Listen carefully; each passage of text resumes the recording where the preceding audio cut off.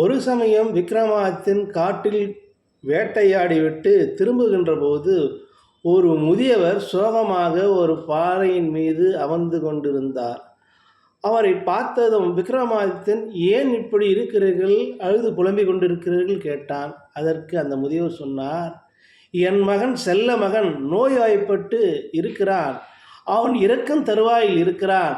அவன் உயிரை காப்பாற்ற வேண்டுமென்றால் இதோ இந்த மலை உச்சியில் இருக்கின்ற அரிய வகை மூலிகையை பறித்து வந்து கொடுத்தால் என் மகன் பிழைத்து விடுவான் என்று சொல்ல, விக்ரமாதித்தன், சரி, நான் அதற்கு நானே செல்லுகிறேன் என்றார் விக்ரமாதித்தன். அந்த முதியவர் சொன்னார், உயிருக்கு ஆபத்தான இடம், என்னால் முடியாது.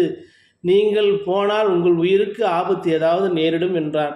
சரி, பரவாயில்லை என்று அந்த விக்ரமாதித்தன் எத்தமித்த போது அந்த காட்டின் நடுவில் மிகப்பெரிய ஒரு பூதம் தோன்றியது. ஏ விக்ரமாதித்தா, உன்னுடைய 10 தலைமுறை, அதாவது நீ கடந்து வந்த 10 தலைமுறை கடந்து இப்போது விக்ரமாதித்தனாக வந்திருக்கிறாய். இந்த 10 பிறவியில் உள்ள அந்த புண்ணியங்களெல்லாம் எனக்கு தானமாக கொடுத்தால் ஒழிய நான் உன்னை விட்டு விடுகிறேன் என்றான். புண்ணியம்தானே, கொடுத்து விட்டு போகலாம் என்று ஒரு உயிரை காப்பாற்றிய தன் புண்ணியம் என்ன செய்ய வேண்டும் என்பதற்காக புண்ணியத்தை தானமாக கொடுத்துவிட்டு மலை ஏறி மூலிகை பறித்து வந்து அந்த முதியவரிடம் கொடுக்கின்ற போது முதியவர் அங்கே மாயமாக மறைந்து விட்டார்.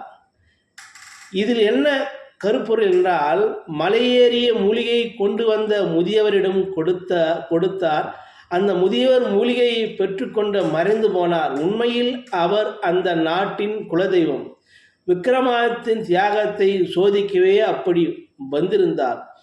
தன் கையில் இருக்கும் செல்வம் அல்லது புண்ணியம் எதுவாக இருந்தாலும் அது மற்றவருக்கு தேவைப்படும் போது தயங்காமல் கொடுப்பவனே உண்மையான வீரன் என்று கதையின் கூற்றாக சொல்லி முடிக்கிறேன். நன்றி, வணக்கம்.